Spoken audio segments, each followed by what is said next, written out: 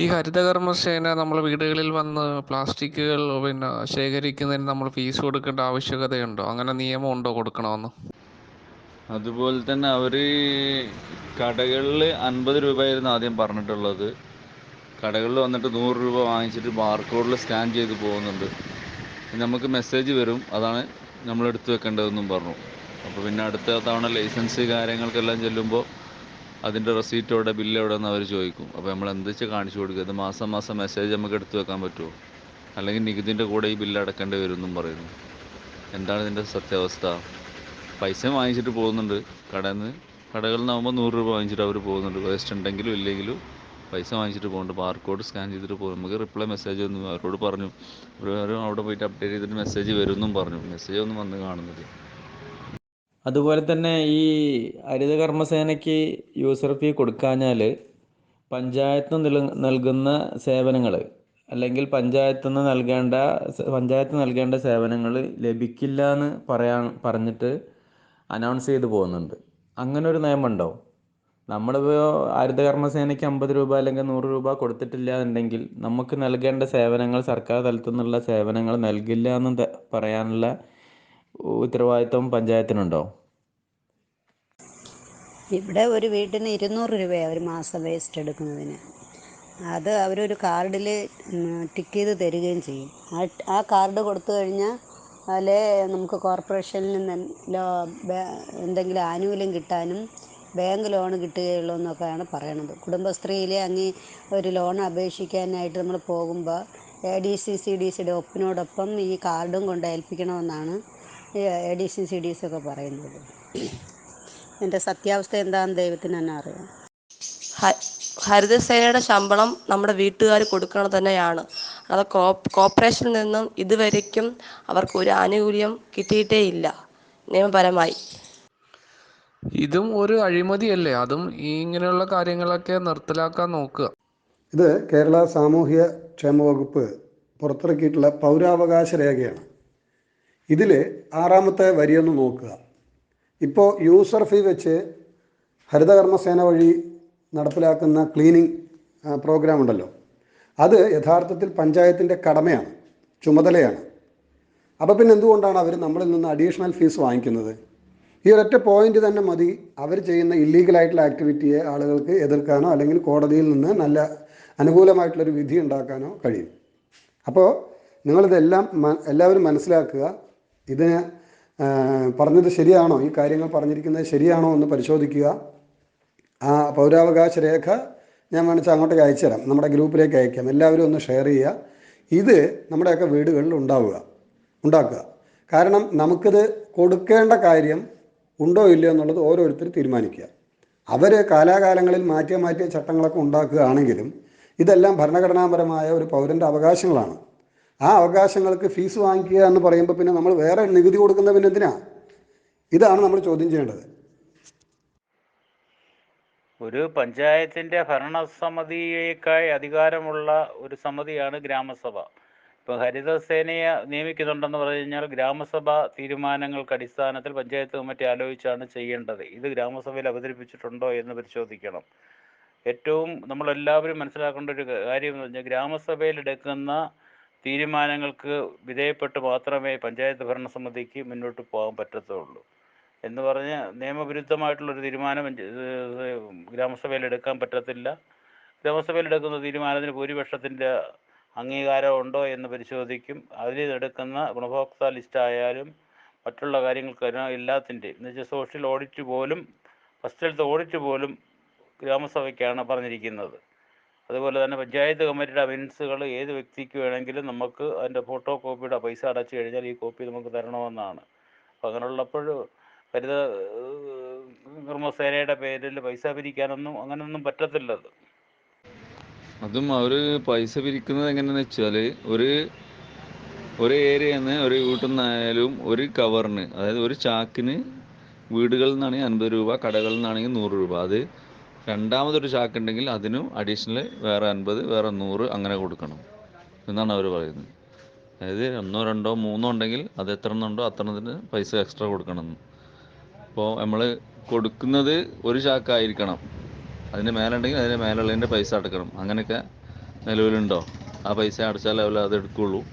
അല്ലെങ്കിൽ നമുക്ക് നികുതി അടക്കുന്നതിൻ്റെ കൂട്ടത്തിലോ, അല്ലെങ്കിൽ നമ്മളെ ഈ ബാർകോഡ് ഓരോ അഡ്രസ്സിൽ ബാർകോഡ് തരല്ലേ, ആ ബാർകോഡ് അവിടെ ഇയർലി അതിന് ഫൈൻ അടക്കം, ഇതിൻ്റെ ഫൈനും അടക്കം അവിടെ പെൻഡിങ് ആയി കിടക്കും. നിങ്ങളത് അടക്കേണ്ടി വരുമെന്നും പറയും അവർ. അങ്ങനെ പഞ്ചായത്ത് തീരുമാനിച്ചു വിടുകയാണെങ്കിൽ പഞ്ചായത്ത് കരം പിരിക്കാനായിട്ട് ഉപയോഗിക്കുന്ന രസീതിനകത്ത് തന്നെ ഗവൺമെൻറ് അംഗീകൃത സീലടിച്ച ബുക്കുണ്ട് ഗവൺമെൻറ് കൊടുക്കുന്ന, അതിനകത്ത് തന്നെ ഫീസ് എഴുതി നമുക്ക് അവിടെ നിന്ന് തന്നെ രസീത് കൈപ്പറ്റേണ്ടതാണ്. അല്ലാതെ ഞങ്ങൾ പോയിട്ട് അയച്ചു തരുമെന്ന് പറഞ്ഞിട്ട് കേൾക്കേണ്ട ആവശ്യമില്ല. ഓൾറെഡി അവിടെ നിന്നുകൊണ്ട് തന്നെ ഒരു രസീത് എഴുതി കാർബൺ കോപ്പി വെച്ച് അവരെഴുതി നമുക്ക് തരണമെന്നുള്ളതാണ് നിയമം. അതുമല്ലെങ്കിൽ എല്ലാ ഗ്രാമസഭാ അംഗങ്ങളെയും അറിയിപ്പ് കൊടുത്തുകൊണ്ടുള്ള നോട്ടീസ്, ഇന്നതുപോലെ പഞ്ചായത്തിൽ നിന്നും ഇന്ന ആൾക്കാരെ ഇതിനേക്ക് ഇന്ന ആൾക്കാരെ പോസ്റ്റ് ചെയ്തിട്ടുണ്ട്, അവർ വീടാന്തരം വന്ന് ഇത് കളക്ട് ചെയ്യുമ്പോൾ ഇത്ര രൂപ നിങ്ങൾ കൊടുക്കുകയും അന്നേരം തന്നെ രസീത് കൈപ്പറ്റുകയും ചെയ്യണമെന്ന് പറഞ്ഞുള്ള നോട്ടീസ് എല്ലാ ഗ്രാമസഭാ അംഗങ്ങളെയും അറിയിക്കണമെന്നാണ് വേറൊരു വ്യവസ്ഥ. പിന്നെ പഞ്ചായത്തുകളിൽ കൂടെ ഒക്കെ എടുക്കുന്ന ഇതിന് റെസീറ്റ് കൊടുക്കുന്നുണ്ടല്ലോ, ചാക്ക് എണ്ണം നോക്കിയിട്ട് ഒരു ചാക്കാണെങ്കിൽ അതിൻ്റെ റെസീറ്റ് കൊടുക്കുന്നുണ്ട്. 50 രൂപൻ്റെ എണ്ണം കൂടുതലുണ്ടെങ്കിൽ അതിൻ്റെ റെസീറ്റ് പഞ്ചായത്തുകളിൽ നിന്നൊക്കെ കൊടുക്കുന്നുണ്ട്. നമ്മളെ പഞ്ചായത്തിൽ നിന്നൊക്കെ കൊടുക്കുന്നുണ്ട്. മറ്റ് പഞ്ചായത്തുകൾ കോർപ്പറേഷനും മുനിസിപ്പാലിറ്റി കൊടുക്കുന്നുണ്ടോ എന്നുള്ള അറിയില്ല. അതായത് പഞ്ചായത്ത് തലത്തിൽ റെസീറ്റ് കിട്ടുന്നുണ്ട്. അപ്പോൾ തന്നെ വീട്ടിൽ നിന്ന് ഒറ്റ ചാക്കില്ലെങ്കിൽ പോലും 50 രൂപ എന്നുള്ള രീതിയിൽ വാങ്ങുന്നുണ്ട്. അതിന് നിയമമുണ്ടോ എന്നുള്ളത് അത് അന്വേഷിക്കണം. വീടുകളിൽ പ്രായം ചെന്ന ആളുകളുള്ള വീടുകളിലൊക്കെ ചാക്ക് ഉണ്ടാവില്ല, കുറവായിരിക്കും. ചില വീടുകളിലൊക്കെ താമസമില്ലെങ്കിലോ അല്ലെങ്കിൽ വല്ലപ്പോഴൊക്കെ വന്ന് താമസിക്കുന്ന സമയങ്ങളിലൊക്കെ വന്നാൽ 50 രൂപ ചാക്കില്ലെങ്കിൽ പോലും വാങ്ങുന്നുണ്ട്. അത് നിയമപരമായിട്ട് അനുവദനീയമാണോ? അങ്ങനെ ഉണ്ടോ? ചാക്കിനല്ല പറയുന്നത്, വീടുകളിൽ 50 രൂപ വാങ്ങണമെന്നുള്ളത് ഉണ്ടോ? അങ്ങനെയൊക്കെ വാങ്ങി പോകുന്നുണ്ട് ചില പഞ്ചായത്തുകളിലൊക്കെ. നമുക്ക് അവിടെ അനുഭവം ഉണ്ടായിട്ടുണ്ട്, അതാണ് ഞാൻ പറയാൻ കാരണം. എല്ലാവർക്കും നമസ്കാരം. ഇവിടെ ഇപ്പോൾ നമ്മുടെ ഈ ഹരിതകർമ്മസേനയുടെ ഈ മാലിന്യ എടുക്കുന്നതിനെ കുറിച്ചുള്ള ഒരു അഭിപ്രായം ഒരു വോയിസിലൂടെ കേട്ടു. അപ്പോൾ പരുതൂർ ഗ്രാമപഞ്ചായത്ത് വളരെ നല്ല രീതിയിൽ ഈ മാലിന്യം ശേഖരിക്കേണ്ട പരിപാടിയായിട്ട് മുന്നോട്ട് പോകുന്ന ഒരു പഞ്ചായത്താണ്. ഇവിടെ വീടുകളിൽ നിന്ന് ഒരു ചാക്കിന് 50 എന്നുള്ള ലെവലൊന്നുമില്ല. എത്ര ചാക്കുണ്ടെങ്കിലും 50 രൂപ തന്നെ. അതിന് പഞ്ചായത്തിൻ്റെ ഗവൺമെൻറ് അംഗീകൃതമുള്ള റെസീറ്റോട് കൂടിയിട്ടുള്ള രസീത് നമുക്ക് ആദ്യം തരും. പിറ്റേ ദിവസം അല്ലെങ്കിൽ വേറൊരു ദിവസം വന്നിട്ട് ചാക്ക് കളക്ട് ചെയ്ത് പോകും. ഒരു വീട്ടിൽ നിന്ന് 50 രൂപ. കടകളുടെ റേറ്റ് വ്യത്യാസം ഉണ്ടാവും, കാരണം കൂടുതൽ ഉണ്ടോ എന്താ അറിയില്ല, വ്യത്യാസം ഉണ്ട് എന്തായാലും. ഇവിടെ രസീത് മുഖാന്തരം മാത്രമാണ് ഈ പരിപാടികൾ നടക്കുന്നത്. പിന്നെ ഗ്രാമസഭയിൽ ഇത് ഈ ചർച്ചകളും കാര്യങ്ങളൊക്കെ നടത്തി എല്ലാ വാർഡുകൾക്ക് ജനപ്രതിനിധികളും അറിവോട് കൂടിയിട്ട് തന്നെയാണ് ഈ പരിപാടി തുടർന്നു പോകുന്നത്. പിന്നെ നമ്മുടെ ഒരു പരിസ്ഥിതിനെ കുറിച്ച് നമ്മൾ പറയുമ്പോൾ ഒരു 50 രൂപ മാസം നമ്മൾ കൊടുത്താലും നമ്മുടെ വീടുകളിൽ നിന്ന് നമ്മൾ എടുത്തു വെക്കണ മാലിന്യം കൊണ്ടുപോകുക എന്ന് പറഞ്ഞു കഴിഞ്ഞാൽ വലിയൊരു കാര്യം തന്നെയാണ്. കാരണം അത് നമ്മുടെ പരിസ്ഥിതി പരമ്പരമായിട്ട് ഒരുപാട് പ്രശ്നമുള്ള ഒരു സംഭവമാണല്ലോ അജൈവ മാലിന്യം. ഈ അജൈവ മാലിന്യം എന്തായാലും അങ്ങനെ തരംതിരിച്ച് അതാത് മാസം വന്ന് കൊണ്ടുപോകുക എന്ന് പറയണത് നമുക്കൊരു 50 രൂപ കൊടുത്താലും നഷ്ടമില്ലാത്തൊരു സംഭവമായിട്ടാണ് എൻ്റെ വ്യക്തിപരമായൊരു അഭിപ്രായം. കാരണം നമ്മൾ ഇന്ന് കടകളിൽ നിന്ന് മേടിക്കുന്ന ഒട്ടുമിക്ക സാധനങ്ങളും നമുക്ക് പ്ലാസ്റ്റിക് കവറിലാണ് കിട്ടുക. അപ്പോൾ ചില വീടുകളൊക്കെ ഇവിടെ ഒന്നും ഇല്ലയെന്ന് പറയും. ഇല്ലയെന്ന് പറയണത് എന്തായാലും തെറ്റാണ്. കാരണം അവരെന്ത് സാധനം മേടിക്കുകയാണെങ്കിലും അത് പാക്കറ്റോടിയിട്ടേ കിട്ടുള്ളൂ. അപ്പോൾ അത് മാസം ഒരു 50 രൂപ കൊടുത്താലും നമുക്ക് നഷ്ടമില്ല. നമ്മളെ വീട്ടിൽ നിന്ന് വന്ന് എടുത്തു പോകുന്ന ഒരു സംഭവമാണ്. നമ്മൾ വൃത്തിയായിട്ടൊരു ചാക്കിൽ ഇട്ട് വെക്കണം എന്ന് മാത്രമുള്ള ഒരു പ്രവൃത്തി മാത്രമേ നമ്മൾ ചെയ്യേണ്ടതുള്ളൂ. എന്തായാലും നല്ലൊരു സംസ്കാരമായിട്ടാണത് എനിക്കുള്ള തോന്നുന്നത്. ഹലോ, നമസ്കാരം. 50 രൂപയുടെ ചർച്ചയാണല്ലോ പറയണേ. ഞങ്ങളുടെ തിരുവനന്തപുരം പൂന്തുറ എന്ന സ്ഥലത്തിൽ 200 രൂപ ഒരു മാസം പിരിവ് എടുക്കുന്നത്. 3000-ലേറെ കുടുംബങ്ങളുടെ പിരിവൊന്ന് കണക്ക് കൂട്ടിയാൽ എന്താകും സ്ഥിതി? നമസ്കാരം.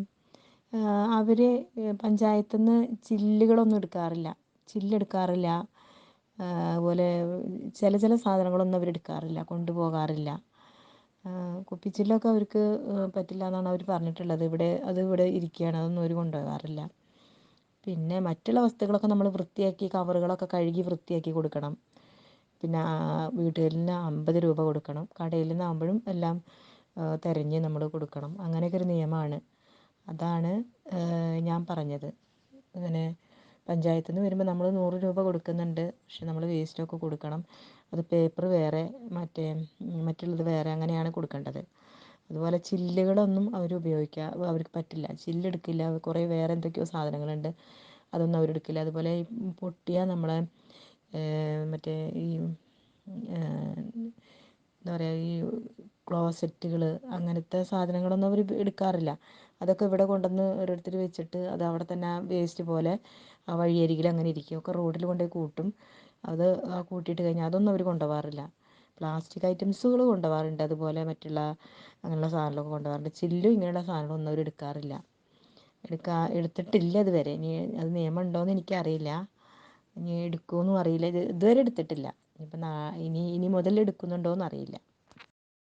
അതുപോലെ തുണികളൊക്കെ എടുക്കാറുണ്ട്. തുണികളൊക്കെ നമ്മൾ വേറെ ബാഗ്, ചെരുപ്പ്, ചില ചെരുപ്പുകൾ, ബാഗുകൾ, അതുപോലെ തന്നെ തുണി സാധനങ്ങൾ നമ്മളൊക്കെ ഒരു വേറെ ഇതിൽ കെട്ടിക്കൊടുത്ത് വെച്ച് കഴിഞ്ഞാൽ അവർ കൊണ്ടുപോകും. അതൊക്കെ ഓക്കെയാണ്. ഞാൻ ഏറ്റുമാനൂർ മുനിസിപ്പാലിറ്റിയിൽ ഉള്ള ആളാണ്. ഞങ്ങളുടെ ഇവിടെ ഹരിതകർമ്മസേന നല്ല രീതിയിലുള്ള പ്രവർത്തനമാണ് ഇവിടെ ഏറ്റുമാനൂർ മുനിസിപ്പാലിറ്റിയിൽ. അമിതമായി ആരോടും തന്നെ അവർ പൈസ പിരിക്കുകയോ ഒന്നും ചെയ്യുന്നില്ല. അതുപോലെ തന്നെ എല്ലാ മാസവും അതാത് മാസം പറഞ്ഞിരിക്കുന്ന വേസ്റ്റുകൾ, അജൈവ മാലിന്യങ്ങൾ അത് നല്ല രീതിയിൽ തന്നെയാണ് അവർ അത് വീടുകളിൽ നിന്ന് ശേഖരിച്ചു കൊണ്ടുപോകുന്നത്. എൻ്റെ അഭിപ്രായത്തിൽ അത് നല്ലൊരു നല്ലൊരു പ്രവൃത്തിയായിട്ടാണ് എനിക്ക് തോന്നുന്നത്. കാരണം ഈ മാലിന്യങ്ങൾ, ഈ പ്ലാസ്റ്റിക് നമ്മുടെ പറമ്പിലും വഴികളിലും പറമ്പിലും ഒക്കെ കടന്നാൽ അത് അലിഞ്ഞു പോകാത്ത സാധനമാണ്. അത് നമുക്ക് ഒരുപാട് രോഗങ്ങളും അങ്ങനെയുള്ള നമ്മളൊരു കൃഷി ചെയ്താലും നമുക്കത് ഈ പ്ലാസ്റ്റിക് കടന്നാൽ നമുക്കൊരു കൃഷി ചെയ്താൽ പോലും അത് നമുക്കത് ശരിയായ രീതിയിൽ വരത്തില്ല. അതുകൊണ്ട് ഈ ഹരിതകർമ്മസേന 50 രൂപയല്ലേ നമ്മളൊരു മാസം കൊടുക്കുന്നുള്ളൂ. അത് നമുക്കും നമ്മുടെ ആരോഗ്യത്തിനും നമ്മുടെ മുന്നോട്ട് ഉള്ള ഇനിയുള്ള തലമുറയ്ക്കുമൊക്കെ അതൊരു നല്ലൊരു ഇതായിട്ടാണ് എനിക്ക് തോന്നുന്നത്. എല്ലാവരും അതിനോട് സഹകരിക്കുക. തിരുവനന്തപുരം സേവനക്കാർ ചെയ്യുന്നത് 200 രൂപ ഒരു മാസം വാങ്ങുന്നത്. മാസത്തിൽ ഒരു ദിവസമാണ് പ്ലാസ്റ്റിക് കളക്ട് ചെയ്യുന്നത്. ഈ ഇവിടെ 4000-ലേറെ കുടുംബങ്ങളുണ്ടെന്നുള്ള കണക്ക് കൂട്ടിയാൽ എത്ര ലക്ഷങ്ങൾ വരും എന്നുള്ളത് അറിയാമോ മേഡം? ഇതൊക്കെ കോർപ്പറേഷൻ ഏരിയക്കാരും കൗൺസിലറും എല്ലാവരും സമ്മതത്തിലൂടെയാണ്. പക്ഷേ ഇത് കൊടുക്കാത്ത വ്യക്തികൾക്ക് കുടുംബശ്രീയിലെ ലോണുകളോ ബാങ്ക് ലോണുകളോ ഒന്നുമില്ല. വയസ്സായ വൃദ്ധരുണ്ടെങ്കിൽ അവർക്ക് കട്ടിലോ വല്ലതും വാങ്ങണമെങ്കിലും ആ കാർഡ് കൊണ്ടുപോയാലേ അവർക്ക് കട്ടിലുള്ളൂ. എന്ത് ഇതായാലും എന്ത് പദ്ധതിയായാലും ഉൾപ്പെടുത്തണമെങ്കിൽ ഹരിതസേനയുടെ കാർഡ് കൊടുക്കണം. മാസം 200 രൂപ കൊടുത്ത കാർഡ് അവരെ ഏൽപ്പിച്ചാൽ എന്തെങ്കിലും നിയമമായിട്ട് നമുക്ക് കിട്ടാനുള്ള അവകാശങ്ങൾ കിട്ടത്തുള്ളൂ. ഇതാണ് തിരുവനന്തപുരം കോർപ്പറേഷൻ ഏരിയയിൽ നടക്കുന്ന നിയമം.